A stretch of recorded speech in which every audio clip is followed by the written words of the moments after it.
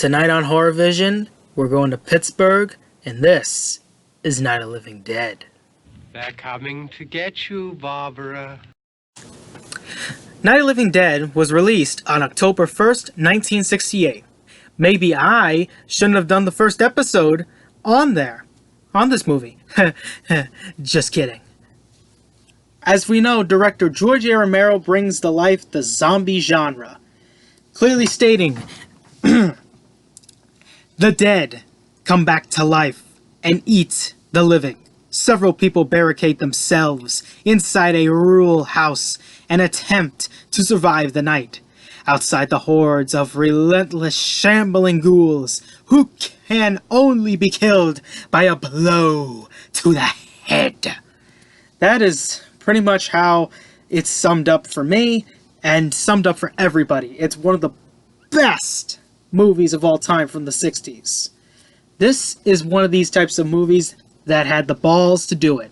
And George A. Romero and John A. Russo did very well. And here's the thing. You cannot have a HorrorVision without Night of the Living Dead. That's how I would put it. IMDb, 7.9 out of 10. 97% on Rotten Tomatoes. 89% on the Metacritic scale. And let's go over the 2 critic reviews. So, Charles Cassidy Jr.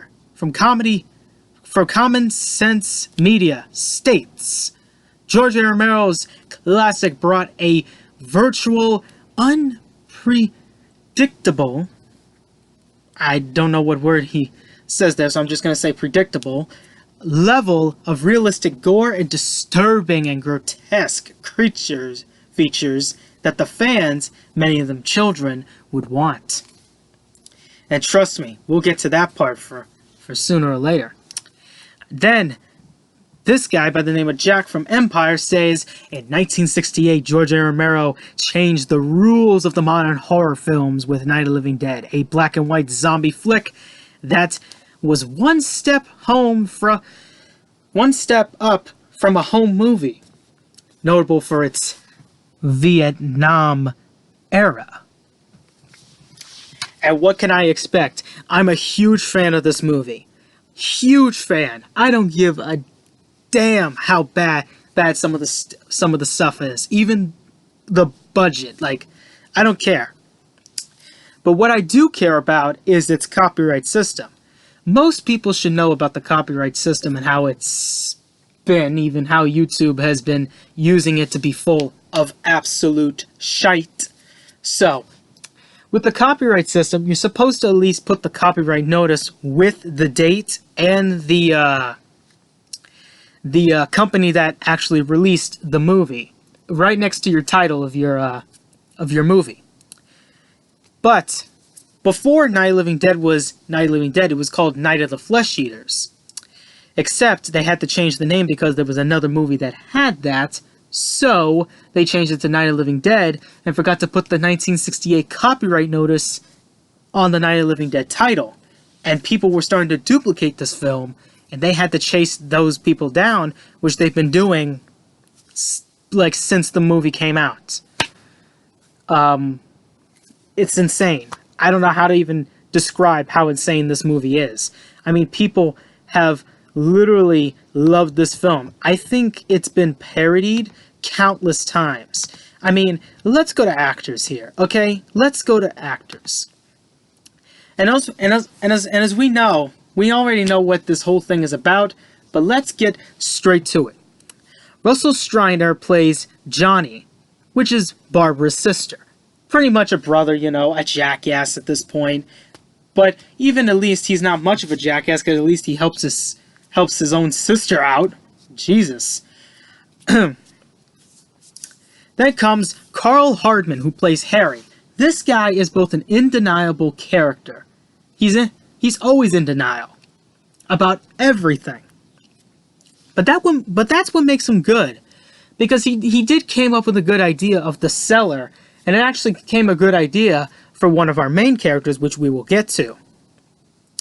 Judith OD plays Barbara. I really don't like this character, Barbara, but I do like her at the end of the flick. That's basically it. I like her at the end of the flick, but in the other parts of the flick, I know she's supposed to be the scared woman, but she does jack shit. All she does is just sit there. All she does is just sit there. It's just ridiculous, and I don't even appreciate it, even in the slightest. I'm gonna go up now, and we're gonna look at more.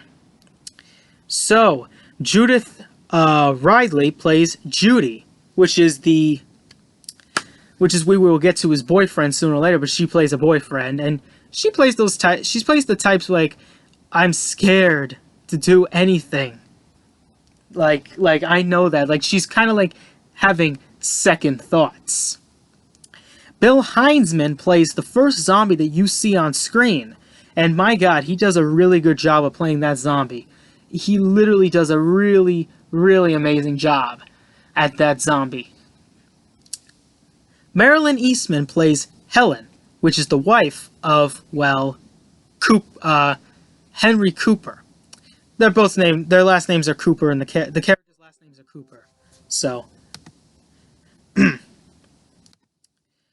so Keith Wayne plays Tom, which is one of those types of people who tries to break the problems with the characters. It's, he's trying to at least, do something at least, trying to at least play it out, at least trying to calm people down, That's what I think he is. But like I said about this movie, it's an excellent movie, and it's worth watching. But let's get to our last character. And I've been loving to talk about this last character. Dwayne Jones as Ben. He is the most badass character I've ever seen in this movie. And not only that, people would say, well, it's not a big deal.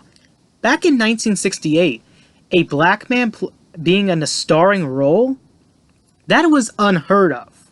It was unheard of for everybody. So that was an achievement.